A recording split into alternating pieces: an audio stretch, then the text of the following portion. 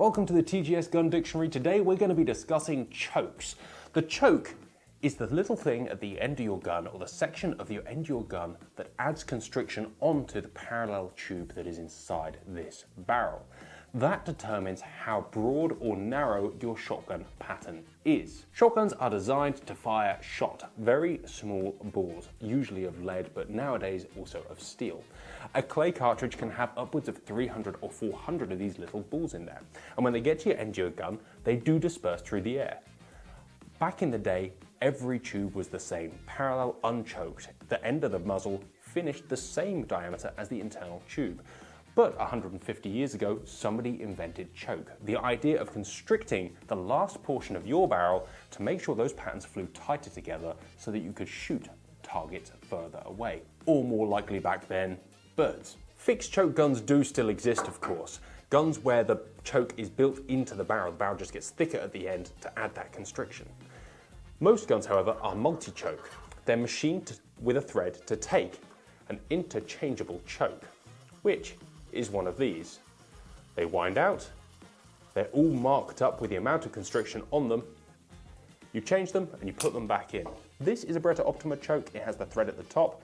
Many chokes exist, thread at the bottom, thread at the middle.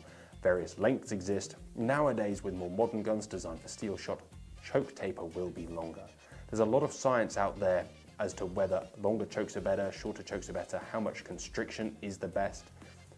Generally speaking, a full choke is 40 thou constriction over the standard bore, and then it's done in quarters from there on in. So a quarter choke, which we would call improved cylinder as well, is 10 thou, modified choke 20 thou, that's a half. 3/4 choke, that's improved modified, like this one, is 30 thou, and a full, which is just a full, is 40 thou. Of course, infinite variants are available. You can get any sort of degree of choke varying by about 1 thou constriction each, depending on how custom you want to go. Depending on your cartridge, that will affect the pattern as well, but this is a great option for optimizing your gun and your cartridge for the task at hand. These chokes are called external chokes. They stick out of the end of the gun.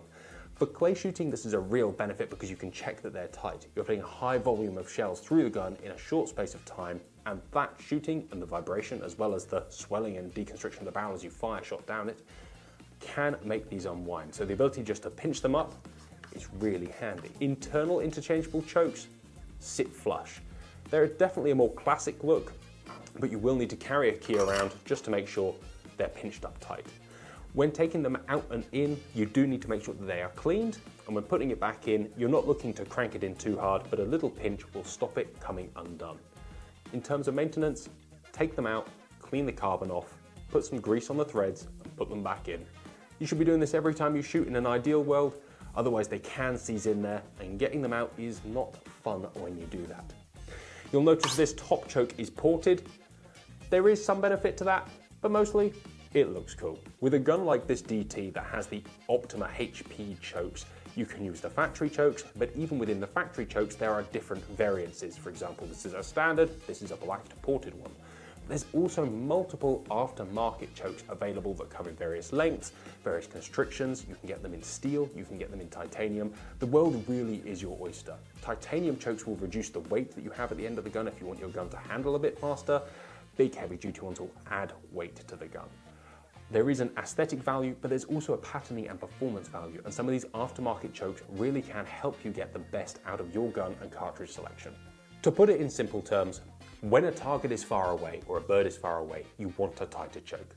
When a target or a bird is closer, you want a more open choke. Nowadays, certainly in clay shooting, most people will go for somewhere in the middle. Cartridge selection can make as much difference to your pattern as a choke change. So there's a lot more to it than just, this is the best choke. It is the right choke for the right job. If you use a full choke on low partridge, you're gonna do too much damage to the bird. If you use a cylinder choke, that's the widest, on a high bird or a far clay, you're not gonna be super successful.